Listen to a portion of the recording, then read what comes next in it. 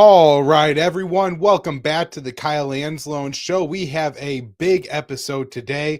Of course, Trump addressed Congress last night, and boy, was that a long one. We can't break down the entire speech. I think it clocked in at about 100 minutes, but I did pick out what I thought were the most important quotes that he had that are going to shine a light on his foreign policy, what Trump's thinking is when it comes to world affairs, and what wars he's going to get us in and maybe hopefully get us out of.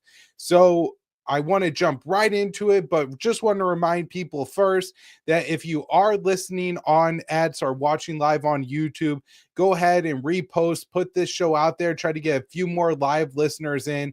Give us a thumbs up, a like. That's going to help us with the algorithms getting it into more people's feeds.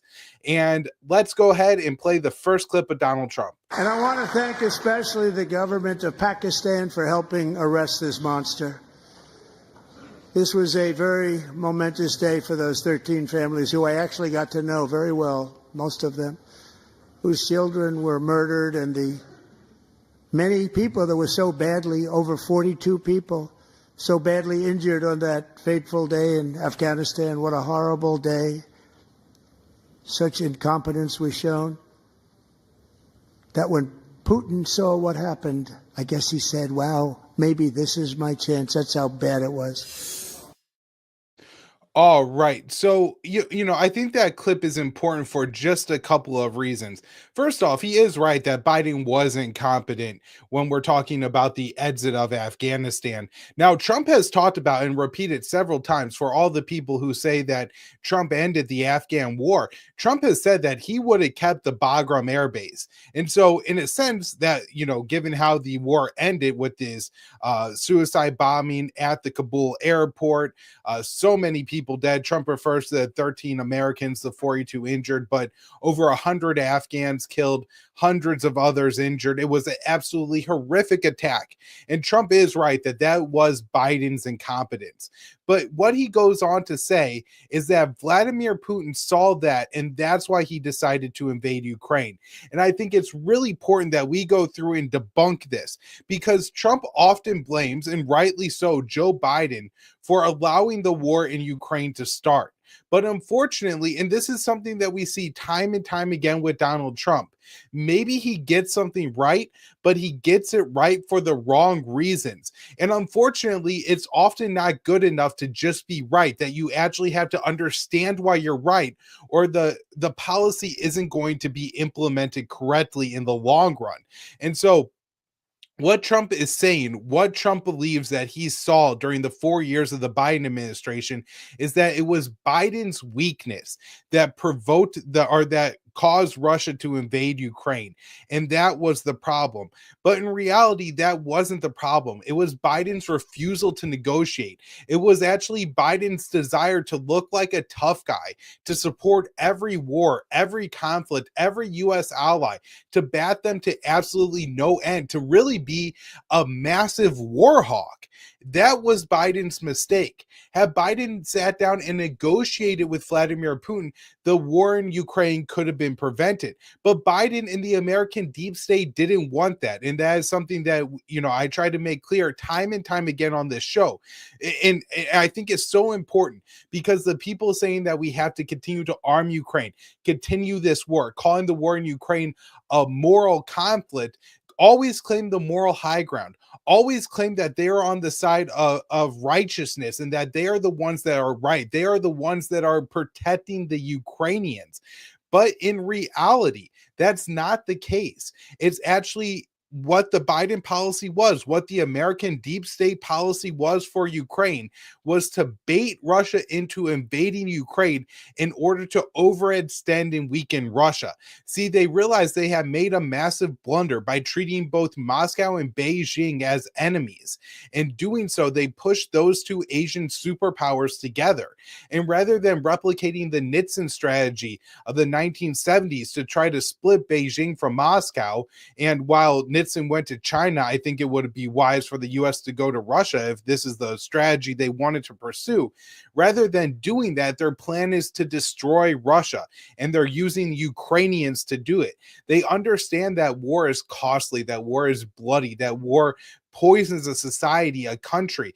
And so they know that if they bait Russia in, and even if the Ukrainians suffer a far higher price than the Russians do, if the Ukrainians ultimately end up losing this war, losing their country, that isn't what's important to the Biden administration. What was important to them was that Russia was weakened.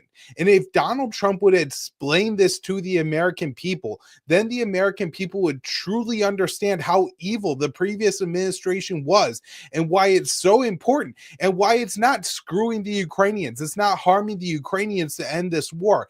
Rather than sitting down with Putin at this time is going to allow Ukraine to get the best deal possible. The longer this goes on, the worse the deal that the Ukrainians are going to get. And so this is again a real shortcoming to Donald Trump. Even in 2025 now, he still doesn't really articulate the Russiagate conspiracy against him very well. He'll say things like, "It hurt my reputation. It hurt Putin's reputation. I was a victim of it. It was Hunter Biden's nasty laptop, that nasty laptop doing nasty things in his bathroom," right? But he doesn't really drill down and explain how this was really a conspiracy against him by Hillary Clinton, John Brennan, the American deep state, who lied to the American people. They told the American people that the 2016 election was rigged and that Donald Trump wasn't the rightful president of the United States. But he never articulates this to the American people. The American people never truly understand what is going on. And I think Trump doesn't understand it himself. And because he doesn't fully understand it, he could never really fix the problems that he's trying to solve. And so that is, just one of the downsides with Donald Trump. But let's go on and play this next clip from his speech. In the Middle East, we're bringing back our hostages from Gaza. In my first term, we achieved one of the most groundbreaking peace agreements in generations, the Abraham Accords. So there wasn't a whole lot on foreign policy in Trump's address last night. A lot of it was kind of him going through the Doge receipts, and a lot of that is interesting. I wonder if some of it may or may not be true. But when he did mention things on foreign policy, one of the things he mentions is expanding the Abraham Accords. Now, the problem with this is that rather than bringing peace to the Middle East, rather this being a Mideast peace deal that you hear Trump and so many of his supporters say time and time again, this was actually something that led to the October 7th attack of Hamas on Israel. This isn't a peace deal. This is a deal that starts wars. What the Abraham Accords were is the U.S. bribed 4 states, Morocco, Sudan, the UAE, and Bahrain, to have official normalized relations with Tel Aviv. Now, all those countries had relations with Israel anyways.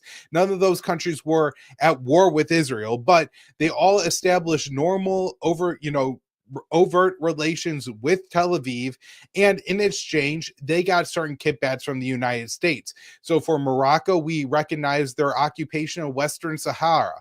For Sudan, we took them on the state sponsor of terrorism list. Now, I'm sure that in some way, Sudan agreeing to this actually, facilitated the political uprisings and the instability in that country, although I'm sure there's plenty of other factors that have led to that civil war. And the UAE and Bahrain got American weapons in exchange for agreeing to it.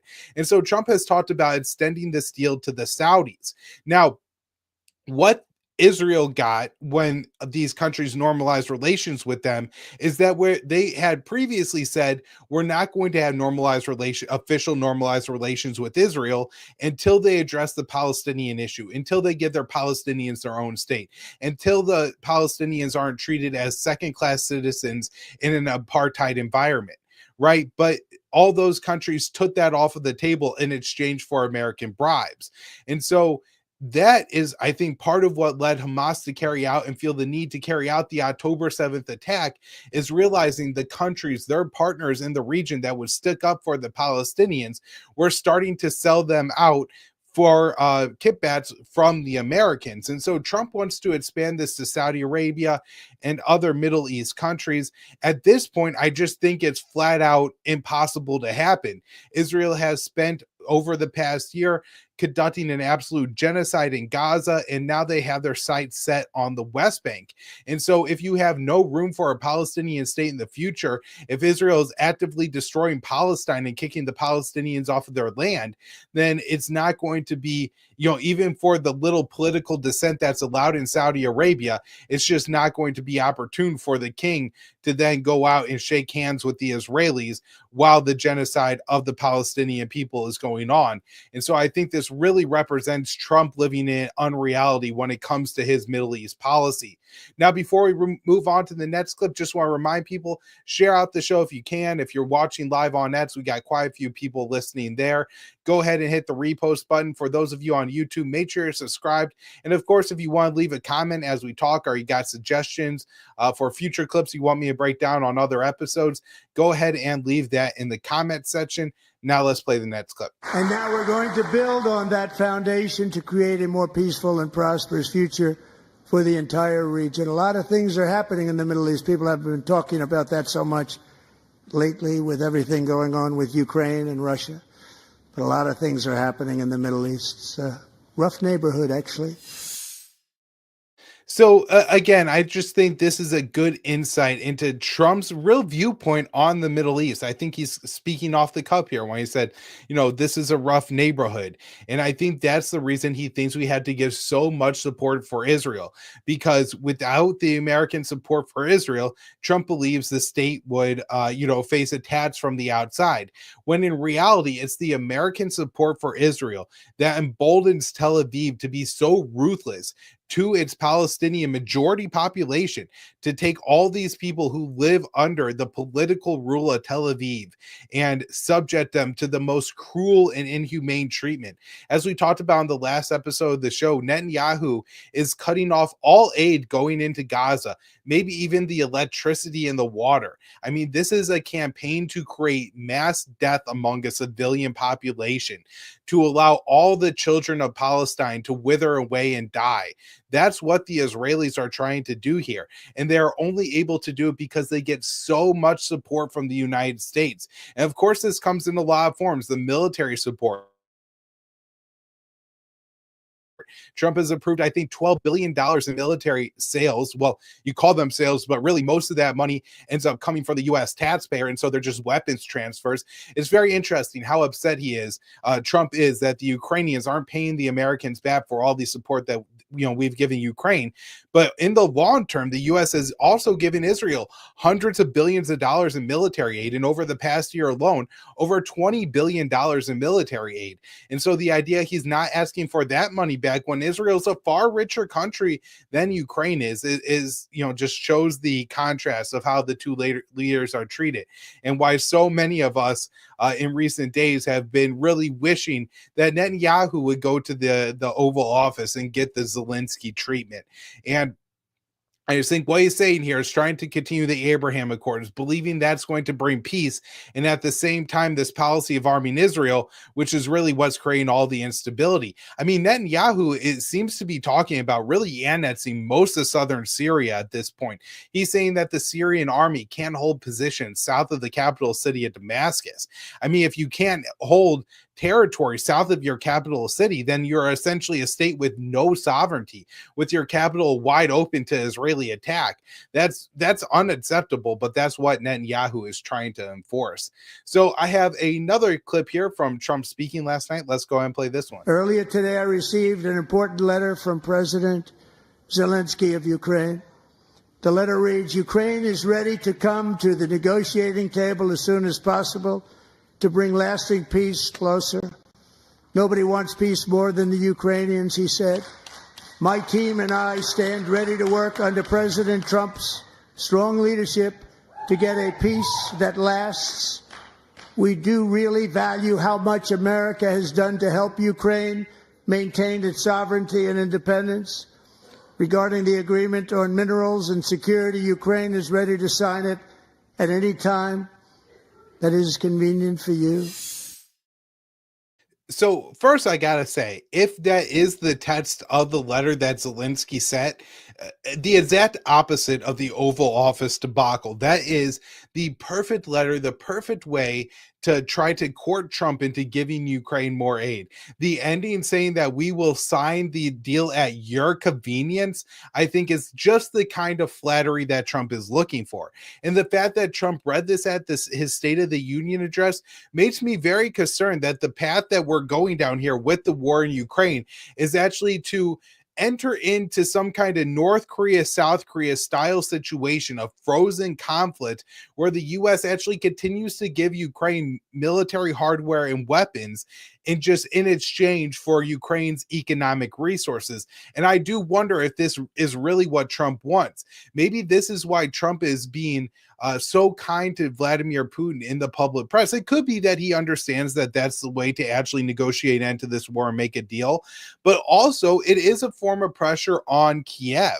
If Trump is suggesting that it's far more reasonable, far easier to do a deal with Putin than it is Zelensky, then Zelensky has to make it even easier to do a deal with Kiev, or else he's going to lose out to Donald Trump.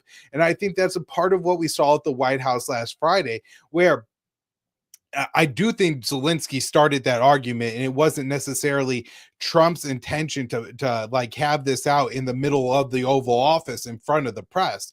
But at the same time, I do think Trump expected Zelensky to come to the United States and sign what was ever put in front of him, and basically say that, "Thank you, Mr. Trump. I really wanted peace. We really needed this." And when that didn't happen, Trump used the most Trumpian tactics, right? He goes completely nuclear on the situation. No matter what's happening, it's almost like threatening to blow up somebody's house if they don't pay you back the $5 that you owe them, right? It's making the biggest threat possible, even to extract relatively small concessions. And so we saw after that meeting, Trump started cutting off. Marco Rubio announced the energy aid that is going to Ukraine. The money to rebuild their energy infrastructure was going to be cut off. On Monday, we heard that the weapons were going to be stopped. The weapons were going to stop flowing. And then we also had this report, CNN, CIA director says U.S. has paused intelligence support for Ukraine.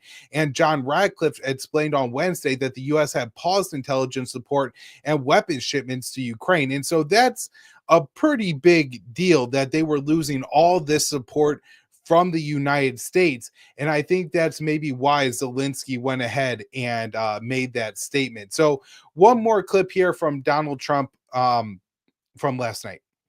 It's time to end this senseless war.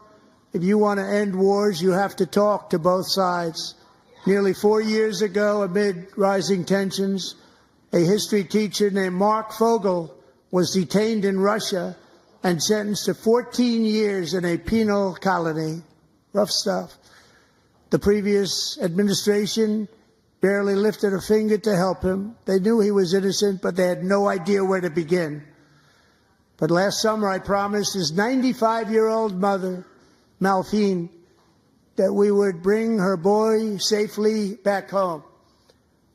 After 22 days in office, I did just that, and they are here tonight.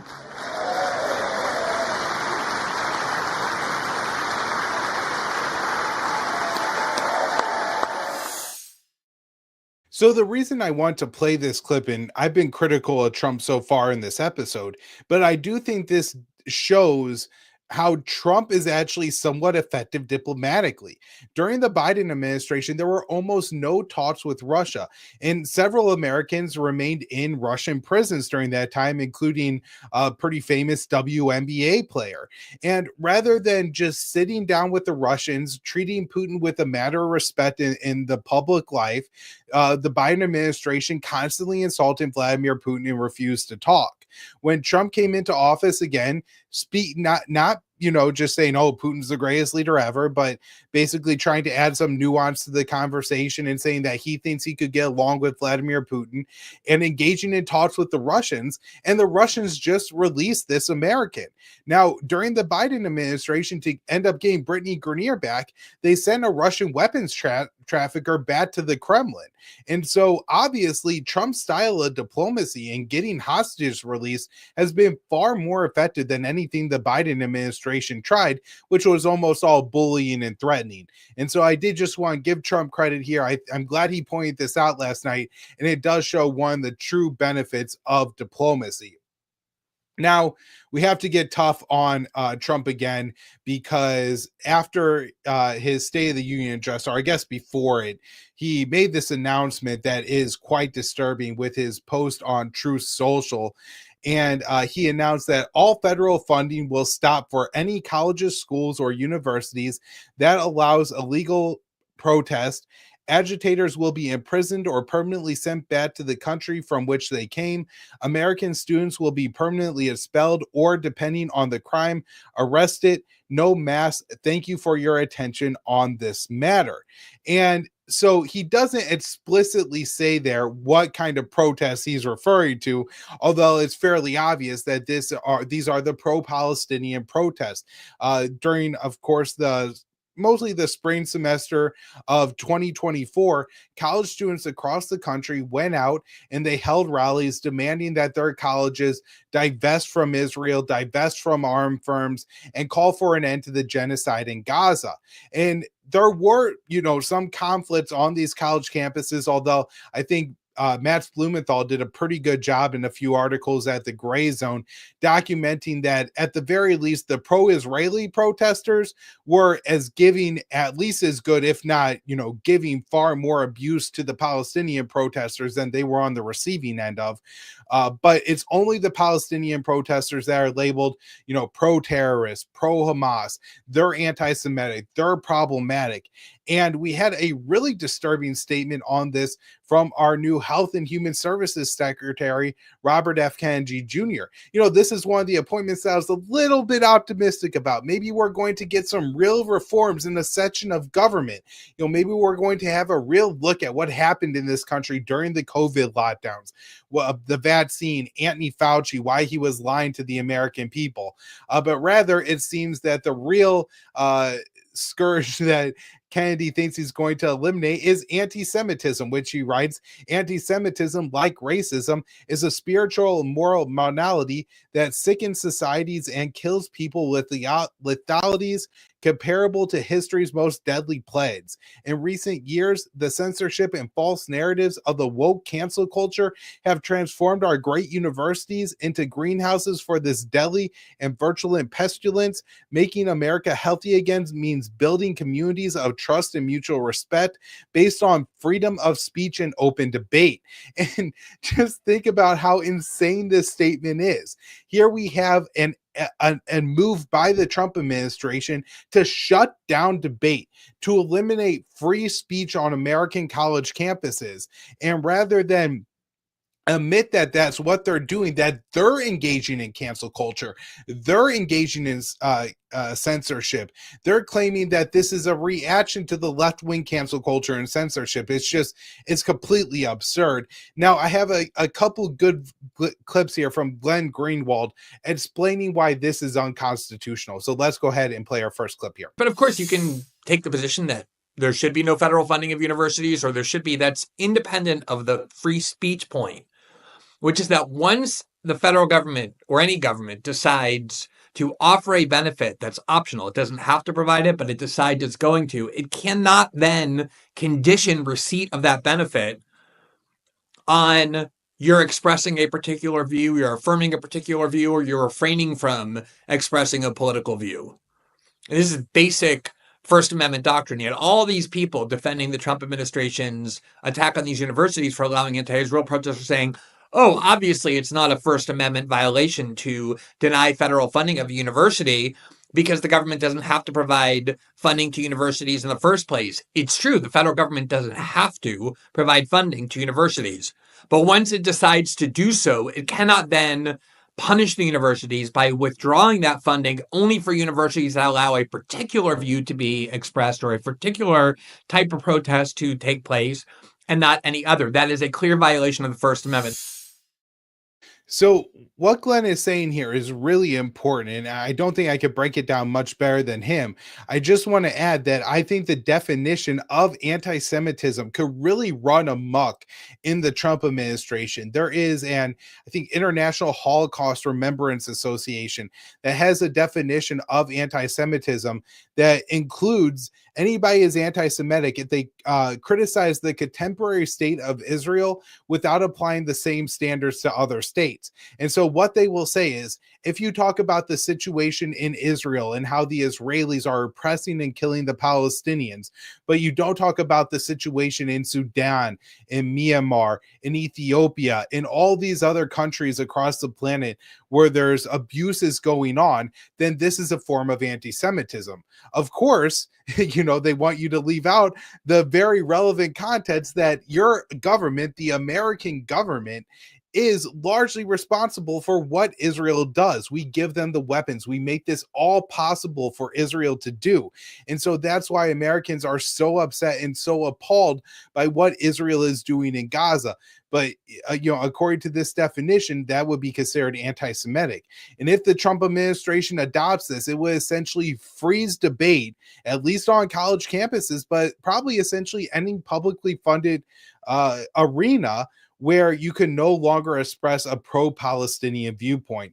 So Glenn gets into this a little bit more and gives a good example in this next clip. There was an effort to say any news outlet, public media company that gets federal funding has to refrain from editorializing about anything. The minute they try to editorialize about something, they lose their federal funding. The Supreme Court said that's unconstitutional as well. That's because once you offer a benefit, you can't then deny that benefit as punishment for a particular view. And it's so obvious that that has to be the principle. Just consider this hypothetical.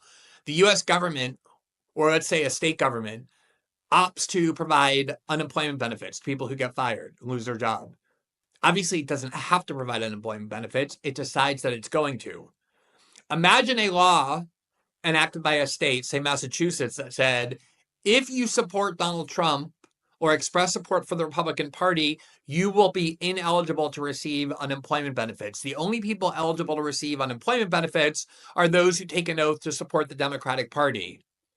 Everybody would immediately understand why that's unconstitutional. So I agree with everything Glenn says, except for that very last part, which is everybody would agree that that's unconstitutional. I think we actually live in a point here in America where there's a very real risk that these type of laws and these type of hysterias could run amok. I think we got very close to seeing that after the Russian invasion of Ukraine, where there was actually a law proposed, maybe coincidentally, in Massachusetts that would have outlawed anybody consuming anything made by a Russian. Right? It didn't say in Russia, but simply by a Russian.